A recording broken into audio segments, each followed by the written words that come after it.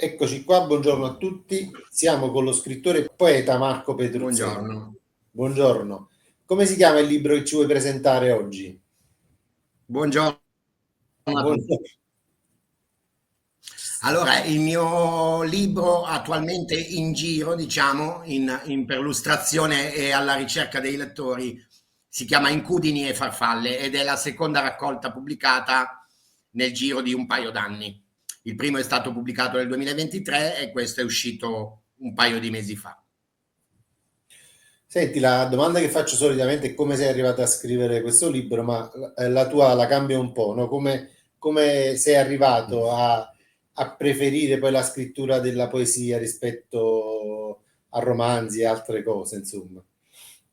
Allora, diciamo che la mia passione per la poesia nasce veramente in gioventù, insomma.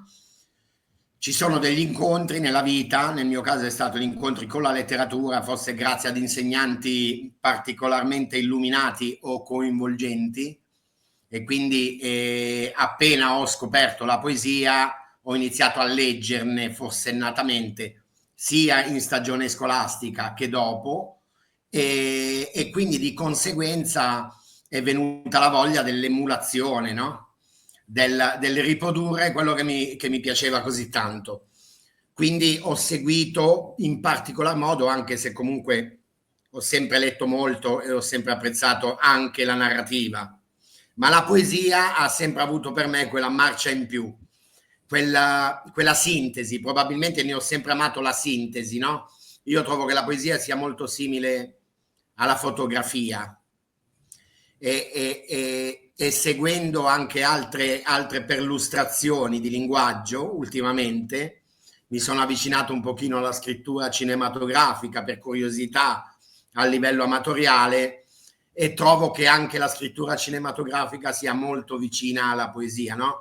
Come se ci fosse un ponte, da una parte c'è la poesia, dall'altra c'è il cinema, in mezzo c'è la narrativa, il romanzo è un'altra cosa che non escludo dalle mie sperimentazioni, però è più distante da me. Ha il dono della sintesi la poesia ed è la cosa che mi emoziona di più, perché i momenti evocativi, no, nella vita sono veloci, spesso sono veloci. È difficile che uno racconti o si emozioni perché è vissuto con la nonna 22 anni, no? È più facile che si emoziona perché ha visto un volto, un momento carico di qualcosa e io traduco questo, o perlomeno ci provo, in poesia. E anche a te volevo dire che ti ringrazio per la definizione iniziale, ma questo lo dico sempre perché la parola poeta mi spaventa un po'. La parola poeta è quella che, se sono fortunato e piaceranno i miei testi, mi definiranno così, postumo fra 50 anni, no? E per il momento io mi considero un fabbricatore, un fabbricante di versi, insomma. Nasce così, è un amore della mia vita. Bella questa definizione. Vabbè, poi saranno sempre, se non altro. saranno sempre gli altri poi a trovarci, insomma, una collocazione nella storia o meno. Senti Marco, come nasce il nome di questo libro, Incudini e farfalle? Allora, Incudini e farfalle nasce dal fatto che la prima, come dicevo prima, la prima raccolta pubblicata dal titolo di Stanze era un po' un esperimento editoriale per me, diciamo, no? Io avevo appena ripreso la ricerca poetica dopo un po' di anni di pausa e all'interno della raccolta convivevano componimenti giovanili, componimenti attuali, eccetera. La poesia Incudini e farfalle invece diciamo che è la nuova faccia della mia ricerca poetica. Sono tutte poesie nuove, molto recenti e a causa della vita di come diventa una persona, no? Nel corso della vita, il registro che ho scoperto avere in me quando riprovo a ricreare poesia è il registro dell'ironia, insomma, che trovo fondamentale. E quindi ho voluto trattare temi importanti, però sempre col registro dell'ironia, che a volte si trova nell'architettura del libro, nell'alternanza dei testi, a volte si trova all'interno dello stesso testo, no? E quindi come vendere in poesia, secondo la mia logica, no? Compositiva, questa alternanza particolare e miracolosa a volte, con questi due elementi di pesantezza, potenza, gravità, diciamo, ecco, gravità è il termine esatto, e leggerezza, e quindi di conseguenza è venuto naturale Incudini e Farfalle. Vabbè, uno stile un po', tu lo sai che anch'io sono scrittore, uno stile un po' come il mio, io ironizzo molto perché poi per affrontare delle problematiche occorre anche saperci ridere sopra e mettere in ridicolo poi delle dimensioni sociali che a volte ci vengono costruite proprio di proposito addosso. Penso che anche poi la tua poesia faccia questo. Parla di quello, esatto. Siamo in una fase in cui è facile viversi appieno i problemi con pesantezza, ma poi come se l'uomo avesse dimenticato sul come sorriderci sopra, insomma, no? Come alleggerirli. E forse le tue poesie vogliono anche portare a questo, insomma. Assolutamente sì. L'invito, diciamo, anche se non c'è del pedagogico all'interno dei miei testi, quindi l'invito è un po' forzato, però il suggerimento, diciamo così, è proprio quello, no? Che non vuol dire svalutare l'argomento, no? Svalutare i testi, anzi, durante la messa in opera di questa raccolta mi sono anche posto un problema che possiamo definire di impegno da parte del sedicente autore, che sarei io, no? L'impegno sociale. Durante la costruzione di questo libro, anche a livello internazionale, no? Si sono creati diversi problemi veramente importanti, veramente gravi, veramente preoccupanti talvolta, no? Che non sono necessariamente la guerra, anche la guerra, ma sono le difficoltà economiche, c'era un'atmosfera anche abbastanza pesante, e quindi alcuni temi mi sono sentito, questo è il termine esatto, mi sono sentito leggermente un disertore per non trattare dei temi che andavano trattati, e infatti all'interno di questo libro vengono trattati dei temi molto importanti, anche la guerra, anche l'autocritica sociale, l'inclusione, il lavoro nero, le morti sul lavoro, la disabilità, insomma. Quindi questo è nonostante ciò continuano a fluire farfalle all'interno del lavoro. Perché è importante, ironia e soprattutto autoironia. Vabbè, diceva Bakhtin, che è un critico letterario russo, che le opere che non sono carnevalesche, insomma, non sono opere reali, perché raccontano qualcosa che comunque è falsato, insomma, no? Sì. E secondo me invece poi, siccome viviamo delle dimensioni assurde, ironizzare anche su queste dimensioni assurde aiuta poi a comprendere poi qual è il vero piano della realtà. Hai aperto una parentesi di tanti temi interessanti, tra cui quello della guerra, ma anche ascoltando, magari evitiamo di parlarne perché qua ultimamente non si può parlare, quindi sforiamo con qualche parola, ci bloccano il video. Autocensuriamoci. Esatto, autocensuriamoci. Oppure se ne vuoi parlare, ne parliamo stando attenti a non usare delle nazioni, no. E vabbè, però mi ha colpito. Già. Ho seguito una tua intervista in cui parlavi di un altro libro che si chiama Di stanze, no? Ho detto bene il titolo? Sì, sì. E nasceva poi da una esperienza che hai fatto, che mi piacerebbe se ci raccontassi, insomma, perché mi ha colpito. Sì, certo, assolutamente. Allora, diciamo che io, come dicevo prima, ho sempre scritto poesia, no? Ritrovo degli appunti con testi a volte più fortunati, a volte meno fortunati, datati 92, 1991, e questo fa anche commuovere un po', no? Perché ti ricordi la gioventù.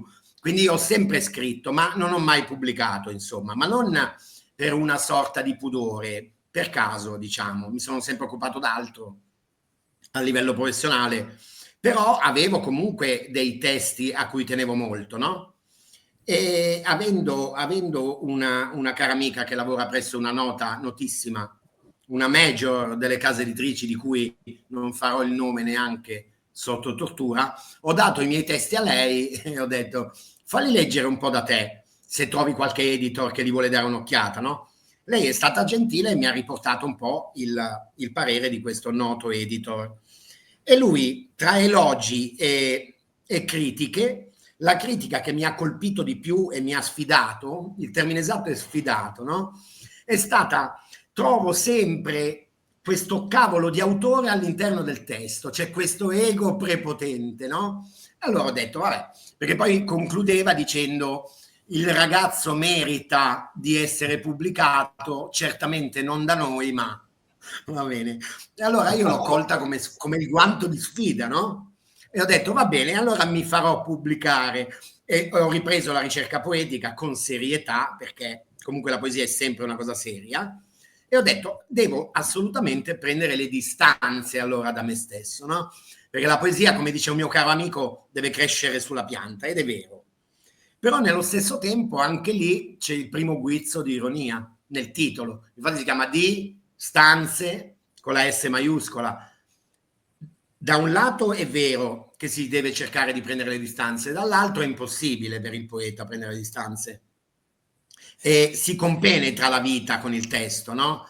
E l'occhio che guarda, l'occhio che narra è il mio, non è quello di un'altra persona. Quindi la giochiamo. Perdo la voce, Marco. La critica, insomma, dell'editor mi ha ricordato un po' una famosa frase che ci diceva uno psichiatra in supervisione, siccome io come lavoro faccio l'educatore, diceva sempre, quando poi voleva dirci che stavamo sbagliando la posizione, no? Diceva facciamo autocritica alla tua, no? E questa cosa sull'ego mi è sembrato un po' come se lui avesse usato te come specchio per... perché poi ti critica sull'ego e poi dice no, tu questo libro può essere pubblicato ma non da noi perché siamo troppo elevati, no? Troppo... mi ha fatto sorridere questa cosa. È vero, è vero. È tutto a specchio poi, no? E sì, da lì la necessità di rispondere innanzitutto con una sfida operativa, no? Quindi questa critica mi ha fatto proprio venire voglia di pubblicare e finalmente di mettermi a nudo con i potenziali lettori, no? E poi da lì nasce appunto questo filo di Arianna legato all'ironia. Allora, ti voglio dire una cosa napoletana, sei un guaio pesante perché mi ispiri tante domande, quindi andiamo domani da qua. Mi fa piacere, mi sono sempre piaciute le domande. E ho sempre avuto un'attrazione per le domande, l'idea dell'intervista mi è sempre piaciuta, quindi va bene. No, vabbè, anche perché vorrei ascoltarti anche in qualche poesia, eccetera, quindi... Senti, e come mai, vabbè, io navigando sui vari gruppi Facebook dove ci sono scrittori emergenti, no? Io non trovo mai, cioè dovrebbero essere dei posti in cui regna la cultura e dove c'è l'empatia, la comprensione, e invece trovo sempre questa sorta di arroganza. Poi se sali di livello trovi ancora più arroganza, magari come qualche storia simile a questa o altre storie, cioè chi sta più in alto poi è come se ti vedesse dall'alto piccolino, insomma, e ti giudica, no? Come mai siamo arrivati a questo, secondo te, sia verso l'alto che verso il basso? Perché poi i gruppi magari Facebook che frequentiamo sono scrittori emergenti, sono persone al primo, al secondo, al terzo libro, eccetera. Come mai siamo arrivati a questo?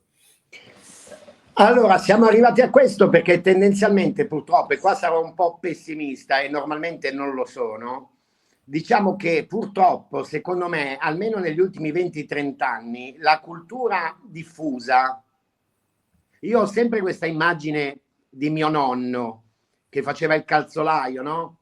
Siciliano, in piazza, i primi del Novecento, col vestito bianco la domenica, lui faceva il calzolaio, il suo amico era preside di una scuola e si chiacchierava dei libri, si chiacchierava di politica.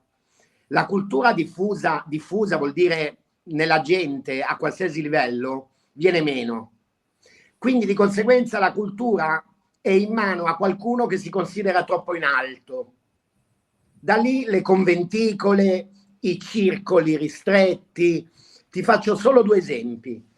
C'è un noto circolo a Milano, io sono di Milano, e per entrare da loro sembra la Spectre, capito? Se tu vuoi andare da loro a leggere una poesia, non so quale trafila di direttivo, di casa editrice, di partito politico, per andare a leggere la poesia che dovrebbe appartenere a tutti, no?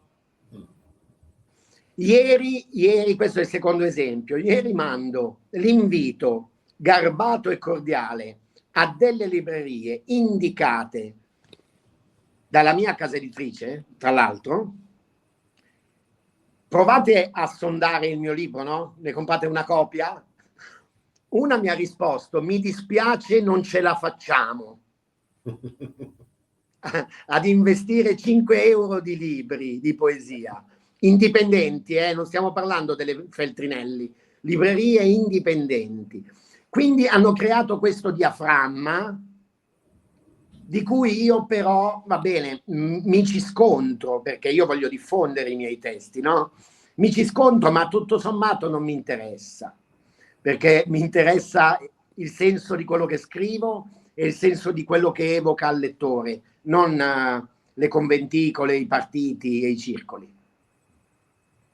Quelli fatti di vera cultura, e qualche nome lo voglio fare invece, tipo lo Spazio Aldamerini del CETEC con Donatella Massimilla, Gilberta Crispino a Milano. Lì non c'è la conventicola, lì c'è la vera poesia, lì c'è la vera arte, il vero teatro, e si sente la differenza quando è circolo e quando è cultura. Là sono di casa. Guarda, io scrivo libri che parlano di informazione alternativa, quindi figurati, cioè le mie problematiche rispetto alle tue che sono poesie, cioè sono ancora maggiori, e alla fine questo canale nasce proprio per questo, perché in effetti è talmente difficile anche andare su canali YouTube di 1000-2000 persone perché scrivi e nessuno ti pensa, e quindi è stata l'idea proprio di creare un canale dedicato proprio a noi, infatti il primo titolo si chiama così, presenta il tuo libro per uscire nei motori di ricerca, insomma, no? Dare facilità a tutti quanti esserci, ma in effetti la vera idea, la vera ispirazione è chiamarlo a mano libera, insomma, no? Cioè, perché stiamo tutte sto facendo un bellissimo viaggio, questa è la 16ª puntata, ho incontrato tantissimi autori e veramente ognuno che è passato qui ha dato un contributo con le proprie idee, con come stai facendo tu oggi, no? Nel raccontare il basso e raccontare l'alto, ed è un bel viaggio, veramente ognuno di voi racconta delle tappe molto belle e interessanti. Io ti ringrazio, perché è bello parlare di queste cose con persone che ti ascoltano, no? Quando c'è qualcuno come te e come pochi altri che riesce a creare, no? Quest'ambito in cui si è veramente tra amici e amanti della parola scritta, e quindi diventa entusiasmante, a prescindere dalle visualizzazioni che sono sempre auspicate e a prescindere da chissà cosa. Si sta bene perché si parla di quello che amiamo, no? Infatti. È così. Senti, ti farebbe piacere leggerci qualche poesia di questo ultimo libro? Sì, assolutamente. Ad esempio, per rimanere sulla farfalla, no? Volendo, ho scritto una poesia che praticamente parla, una poesia a cui tengo, perché parla di un'arte che con la modernità, secondo me, è venuta meno, che è l'arte bellissima del corteggiamento. Allora mi è capitato di vedere un giovane e una giovane, e quindi di conseguenza mi è venuta questa. Il titolo è Casanova. Casanova.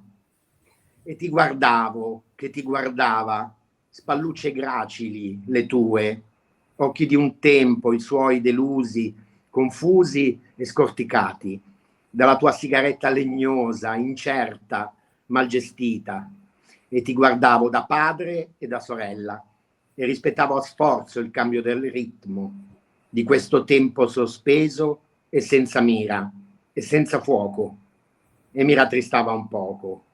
Poi ribevevo allusivo e finto gaio a proseguire la vita astemio e senza occhi.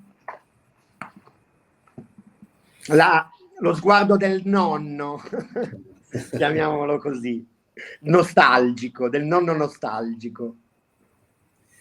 Senti Marco, e i tempi sospesi esistono soltanto in questi momenti qui o oggi la società di oggi riesce a trovarli anche altrove? Perché vedo, mi ha colpito un passaggio che tu hai fatto e mi hai scritto: guarda, sto facendo 10 minuti di ritardo, no? Perché ormai la gente è preoccupata perché cioè, piccoli ritardi magari diventano forti rigidità dall'altra parte, no? Come se noi andiamo sempre di fretta, cioè non abbiamo più tempo per l'altro. A me è capitato di fare un'intervista e, essendoci stato un equivoco insomma sull'orario, di essere stato richiamato più volte, quando poi sono arrivato 5 minuti prima dell'orario insomma che partiva la streaming, insomma. Trovo rigidità e trovo una società che corre. E invece in questa poesia leggo il contrario, un momento sospeso, ma è solo in certi momenti che riusciamo a trovare questa pace, questa sospensione, secondo te? Sì, e te lo dico da persona che scrive. Io ho dei momenti specifici in cui scrivo che sono un pochino più moderni, un pochino meno poetici e meno salutisti, probabilmente, no? Io non sono Montale sul terrazzo in primavera sorseggiando il tè, io scrivo al bar soprattutto. Io riesco a rubare alla frenesia milanese quell'ora al bar e quando non chiacchiero con i miei amici osservo. Non è che scrivo solo al bar, però spesso capita lì, perché è il momento in cui si riesce a rubare quello squarcio di tempo sospeso di cui parli tu, no? E allora a quel punto osservo il corteggiamento mal riuscito di un ragazzo ed è bellissimo, no? Perché se uno riesce a osservare chi preferisce il tramonto, chi le stelle, chi le foglie e chi la rugiada, a me piace la gente e mi piace la gente quasi solo e soprattutto quando ne devo raccontare le gesta, come in questo caso, no? Quindi riscopro l'amore per le persone quando le osservo per scrivere, ecco, diciamo così. Quindi sì, è raro. Quegli squarci di sospeso sono rari, soprattutto per me, soprattutto a Milano, non lo so, ma è così. Ti faccio una domanda che sembra che non è insomma attinente, però poi ti dico perché voglio arrivare a questa cosa qua. Secondo te perché poi questo corteggiamento insomma arriva a non essere, in termini di tempi forse, poi a non essere poi ricambiato? Appunto per quello che un po' per quello che dicevamo noi e poi io mi rendo conto che più invecchio e più faccio il vecchio, questo è un dato di fatto, però anche questo concetto social ci ha allontanato, oltre a questo parlismo sulle questioni naturali. Mi spiego? Allora, per come la vedo io, a volte è un po' in controtendenza questa cosa che dico, no? Ci sono i problemi di violenza, ci sono i problemi di instabilità, ci sono i problemi del femminicidio, no? È vero, lo sappiamo, sono gravi, vanno combattuti, giusto? Però nello stesso tempo hanno anche creato una frizione tra uomo e donna. Uomo e donna si incontrano su Tinder, noi ci incontravamo per caso. E allora, quando capita che anche loro lambiscono, come in questo caso, no, di questa poesia, un momento magico, non sanno neanche utilizzarlo bene, perché non sono più abituati, sono delle solitudini che si incontrano e quindi sono delle solitudini, c'è un diaframma, c'è una società spezzata. Ecco, anche perché poi il non corrispondere all'innamoramento può essere pure che entrambe le persone sono innamorate, ma uno dei due sbaglia i tempi proprio per quello che dici tu, perché ormai non si è più abituati a saper essere poi, come si dice, fatalisti, cogliere il momento giusto, insomma. Sì. tornando sempre a quella società che va di fretta, no? E quindi poi a un certo punto si ferma il tempo e io sbaglio il mio tempo, insomma, no? Certo. Va in asincrono, no? Va in asincrono questo 19enne, perché non è abituato, perché non è abituato, sì, perché l'hanno fermato, sta andando alla velocità della luce e una ragazza che gli piace l'ha bloccato all'improvviso, dalla velocità della luce allo sguardo. Non siamo abituati. Io a 40-50 minuti ti caccio e basta, perché se no non ce ne andiamo più. No, io perché ho fatto tutto questo, perché spesso poi hai parlato di temi interessanti come i temi sociali, spesso i temi sociali nascono poi da cattive interpretazioni pedagogiche, no? Educative, e spesso anche gli educatori, io da educatore lo dico sempre, sbagliate i tempi dell'intervento, no? Cioè non avete più, no, io uso sempre l'intervento pedagogico come un intervento, cioè come quando uno si trova in una fase di innamoramento, no? Cioè se l'altra persona non è predisposta è inutile che io mi butto verso di lui o di lei e cerco di, no, sbaglio i tempi. E anche l'intervento educativo è così. Noi abbiamo degli insegnanti a scuola che in continuazione, proprio per questa cosa che ormai andiamo di fretta e non sappiamo aspettare l'altro, non l'aspettiamo, sbagliamo il tempo e poi è colpa di Marco che sta dall'altra parte e insomma non recepisce il mio gesto, non recepisce insomma dove sto io. Invece la domanda è: mi sono posto io dove sta Marco, insomma. Sì, bravo. Per me è collegata alla tua poesia, perciò sì, bravo, ma è così. Ci guardiamo senza vederci o ci vediamo senza guardarci, mi spiego, no? Non c'è la presa di coscienza reale della persona che si ha di fronte, perché siamo da un'altra parte. Lo vedo anche con i bambini piccoli, con i miei figli. Ti devi concentrare, guarda il cielo com'è bello, punto, rilassati, che non è la banalizzazione più o meno esoterica o olistica, no? Il presente, però un po' sì. Il presente può essere molto più sporco, può essere un Negroni con un amico, con un abbraccio, con un pianto, piuttosto che Tinder, Facebook e non so cos'altro.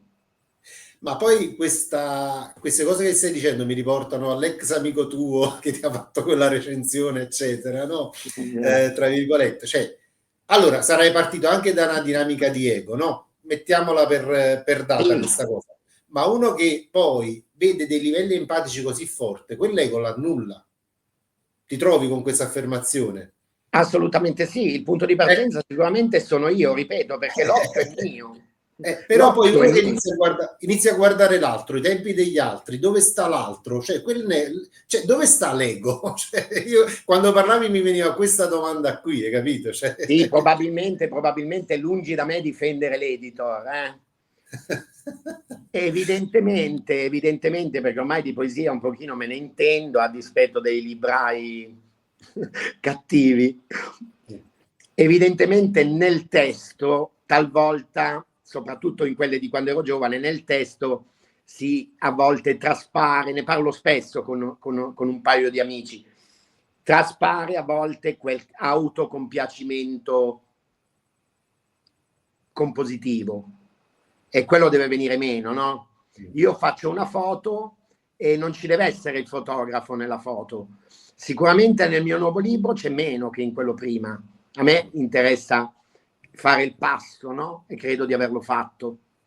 Sono un po' immodesto, però credo di averlo fatto. Ci deve essere meno fotografo nella foto. Forse intendeva quello. Mi ritrovo anche a difendere gli editor delle major, hai visto? Vabbè, quindi cioè, dove sta l'altro non ti manca, insomma, quindi va un po' come dice, a limare quella parte di ego di cui sei stato tagliato, insomma. A fare contromisura. Invece una cosa che noi pensiamo, poi dopo ti do spazio per un'altra poesia da leggere, una cosa che pensiamo sul canale, questo pure è ego, perché praticamente sono solo io, dico pensiamo. Va bene. Vabbè, comunque, però sono modi culturali a volte, no? Quindi poi, ma certo, però non andare a dire che non è che fai un commento e dici guarda quello era pieno di ego, dice pensiamo adesso. Vedi, c'è il rischio. Si Stavo dice dicendo, noi come comunità a cui tiene come a questo. comunità, sì, come chi condivide questo spazio, chi l'ascolta, eccetera, che un lettore più di acquistare un libro acquista un autore. Noi l'abbiamo visto, insomma, ieri c'è stato un interessante scrittore che si chiama Luciano Vasta, che ha fatto un po' una statistica di quanti italiani comprano libri, e vabbè, una statistica insomma di un libro a persona, in effetti sarebbe in un anno. E poi la cosa più drammatica, oltre a questa statistica qui, è che poi tra questi libri scelgono tutti quanti 2, 3, 4 autori e poi insomma, cioè, tipo per esempio l'80%, mo dico un numero così che non ricordo con precisione, scelgono gli stessi autori, insomma, quindi e quindi poi il canale, senza plurale maestatis, cerca di far conoscere l'autore e devo dire la verità, il tuo personaggio ti dico una cosa, mi sta facendo non ridere, sorridere, perché comunque è un bel personaggio, insomma. Mi fa piacere. Veramente ti devo cacciare dopo, cioè saluto senza farti salutare e ti caccio. Mi fa piacere. Senti, e cosa pensi di questa frase che ho detto, insomma, che il lettore sceglie, più che libri, sceglie gli autori? Sì, sceglie gli autori perché, ed è anche giusto, perché è sempre accaduto questo nella letteratura, secondo me. L'autore è fondamentale, lì torniamo sempre, no? Ormai il filo d'Arianna è quello lì, no? Quello che dicevamo, l'ego, non ego, il personaggio. Sicuramente ci vuole uno stile, no? Sicuramente ci vuole uno stile riconoscibile, probabilmente. Io mi sforzo di averlo e credo che ci sia quasi riuscito. Ovviamente ogni autore è un punto di vista, ogni autore è una vita che tu puoi sentire più o meno vicina alla tua, se hai modo, grazie a trasmissioni come la tua ed altre, e poche altre, se tu hai modo di conoscerlo l'autore, ovviamente, perché se no tu ti avvicini ai Fabio Volo che propone Canale 5, perché è quello che ti dicono e tu quello vai a leggere. C'è anche la pigrizia, la velocità, no? C'è una poetessa famosissima in tutte le librerie del mondo, solo quella, solo lei. Ma no, non c'è solo lei, ma è l'unico nome che ti dicono, è l'unico nome che vai a cercare. Quindi un po' è quello, è vero. Purtroppo è giusto seguire l'autore, ma l'autore deve avere anche modo di farsi vedere. Ma infatti chi approccia a questo canale a volte lo fa con un po' di scetticismo, perché dice non hai letto il libro, come fai insomma a poter affrontare, forse questa non è che, perché poi c'è la doppia faccia della medaglia, da un lato non hai letto il libro, dall'altro però non vorrei che si spoilerasse troppo il libro, che poi forse non è tanto un rischio tuo, perché essendo insomma una serie di poesie, poi non c'è mai un troppo spoilerare, però quando uno poi invece viene a portare un romanzo o un saggio, c'è il rischio di fare questa azione qui.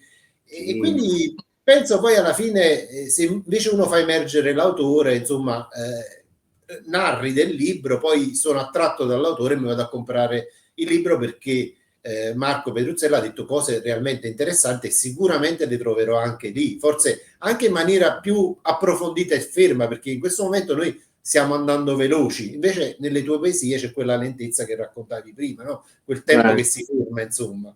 Sì. Cioè io se devo descrivere i miei libri li descrivo male, perché in effetti ho avuto un tempo fermo per poterli scrivere, invece qui ho 30, 20 e comunque non riesco ad avere quella linearità che ho avuto nel libro, cioè il libro è sempre qualcosa di più di ciò che racconta l'autore. È vero, infatti la promozione dovrebbero farla gli altri, non l'autore, in realtà. L'autore dovrebbe parlare, è così, dovrebbe essere suddivisa in questo modo la cosa.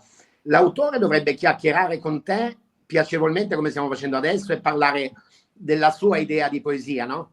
Senza spiegarla, ma spiegare come nasce, che cos'è, cosa rappresenta. Poi il libro, il testo, la lunghezza, la metrica, il tipo diverso, ne dovrebbero parlare gli altri nel mondo perfetto, mi spiego. L'autore dovrebbe parlare di se stesso come autore, punto. E leggerle, ma leggerle come lettore. Quando io leggo le mie poesie, le leggo come lettore.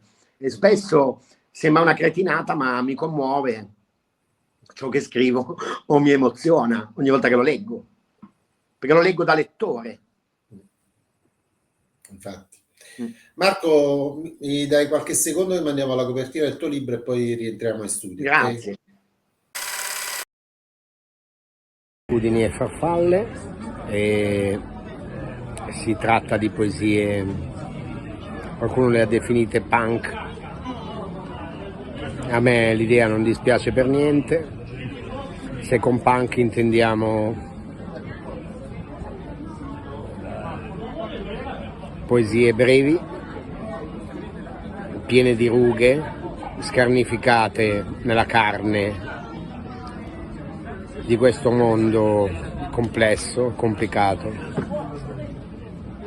difficile, però nello stesso tempo ridicolo, umoristico, dava un spettacolo.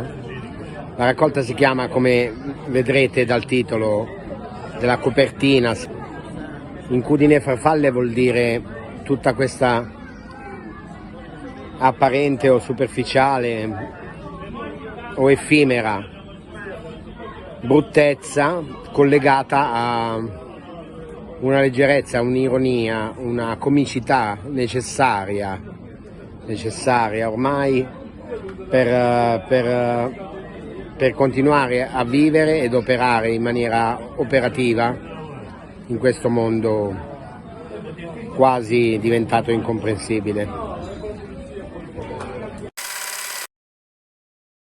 Siamo nuovamente con Marco Petruzzella che ci leggerà una seconda poesia e poi passiamo all'ultima domanda, perché o lo caccio o ce ne andiamo domani. Ho l'imbarazzo della scelta.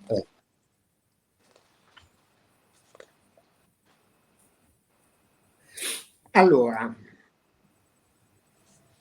questo è un invito ad amare la parola, è un invito ad amare la poesia, perché poi c'è sempre un metatesto, no? Nel senso che mi capitava e mi capita ancora di fare l'elogio della poesia nelle mie poesie, perché è importante. Marco, ci mostri nuovamente la copertina, non ricordo se prima... Alzala un poco. Ok. E quindi c'è una poesia che parla delle parole, no? E volevo leggervi quella.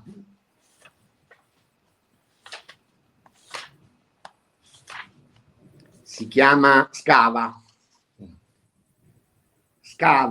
Scova una parola, fanne una pallina, pollice, indice, gioco da bambini, lanciala, lavora di lima, di fresa se occorre, cambiala, voltala, allunga il suono, abbine rispetto, anche se l'uccidi, trattienila, poi sputala, mai però, prima di averla assaporata, scambiala ricordandola, non tradirla, perché sei tu.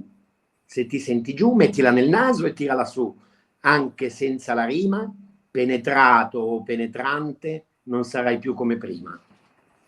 Bellissimo. Grazie. Marco, parla della parola. Sto scrivendo un libro sul significato delle parole, me la doni? Volentieri. Poi vabbè, allora in privato me la giri e l'aggiungo nel libro e ti cito, va bene? Grazie mille. No, grazie a te, no, grazie mille.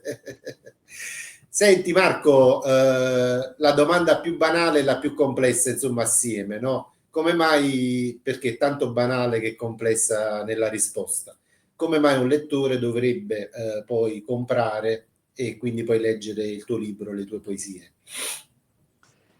Allora, ho deciso di essere immodesto in questa risposta, perché la poesia va assolutamente, urgentemente riscoperta.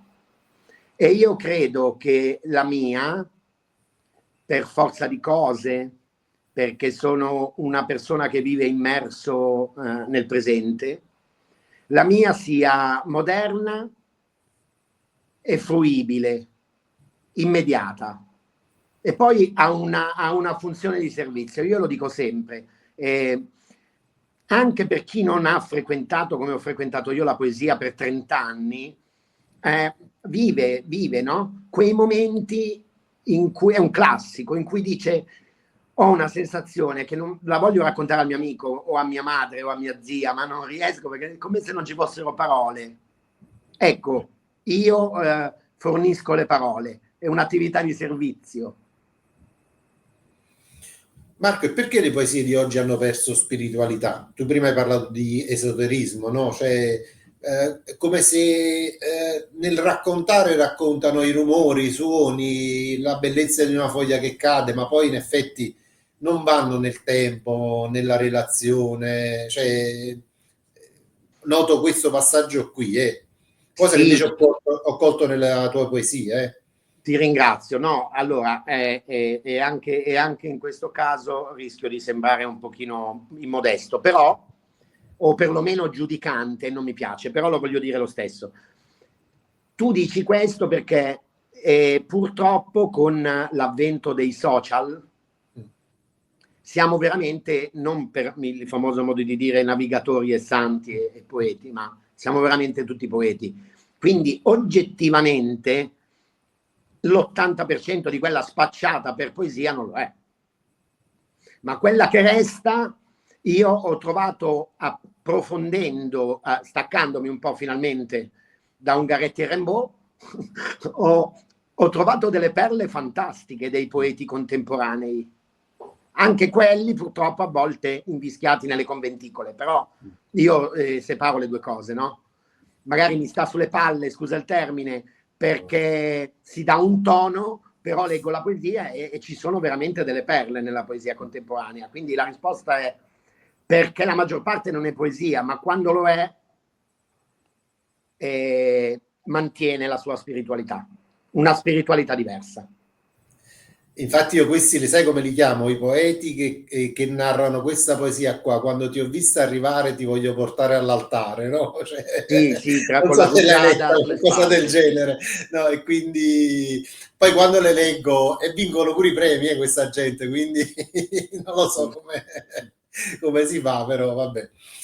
Senti Marco, è stato veramente un piacere averti qui. Per me. Questo spazio, come dico a chiunque viene, insomma, è mio, ma è vostro, è casa vostra. Quindi qualsiasi cosa, tu hai visto, qualsiasi cosa vuoi pubblicarla, pubblica, spamma, perché alcuni gruppi rompono proprio le palle loro, spammare, non spammare. Se io devo comunicare una cosa, la comunico, non è che devo avere una regola che il lunedì la devo presentare, il martedì no, cioè diventa spammate quanto volete, perché poi spammare serve anche agli algoritmi. E ti sto cacciando, se l'hai capito, perché sennò sì. Mi dispiace, ma mi sono rassegnato. No, se no ce ne andiamo domani con tutte le domande, anche perché mi hai offerto una cosa sulla cancel culture, però non te la faccio questa qua sulla cancel culture. In effetti noi siamo in un tipo di società in cui la poesia, il latino, il greco, in generale i classici, ma anche cose importanti come la Divina Commedia e i Promessi Sposi sono in via di estinzione, no? Nelle scuole, ma anche nei licei classici, non soltanto. È come se fosse una manovra calata dall'alto e voluta dall'alto affinché noi finiamo in quel tipo di sottocultura che raccontavi tu, quella dei social, quella della poesia che descrivevo così. Perché si vuole un uomo così, praticamente, un'umanità così? Ma la banalità dell'opinione diffusa mainstream dice per poterlo controllare. In realtà, come dice un mio caro amico, che è uno molto più pratico di me, probabilmente è l'evoluzione naturale della società, che ha i suoi alti e bassi. Noi semplicemente l'invito che do, soprattutto ai giovani, oltre a imparare a corteggiare meglio, che è determinante, i libri non li hanno bruciati, no? Come nel libro di Orwell o altri. No, non c'è l'indice, non li insegnano a scuola, andateveli a cercare che è bello, magari a piedi, magari in biblioteca. Sì, vabbè, su questo dissento un po', perché comunque poi le passioni sono sempre gli educatori, gli adulti che ce le mostrano, no? Non è che ci arriviamo per caso alle cose, magari per caso qualcuno può arrivare a questa chiacchierata e quindi poi dice ma vado a vedermi questa cosa che mi ha detto Marco, capito? A me Quindi, hanno insegnato che è bello leggere, non tendenzialmente cosa leggere. Io eh. quando l'ho capito ho iniziato a perlustrare tutte le biblioteche dell'Interland anche a piedi, perché ero giovane, a cercare proprio quel libro, perché ho scoperto che è bello. Quindi mettiamoci del nostro un po' di più. Marco, un saluto speciale a chi ci ha ascoltato. Grazie a tutti. No, ma speciale lo voglio. Dai, tu sei un personaggio speciale, lo voglio speciale.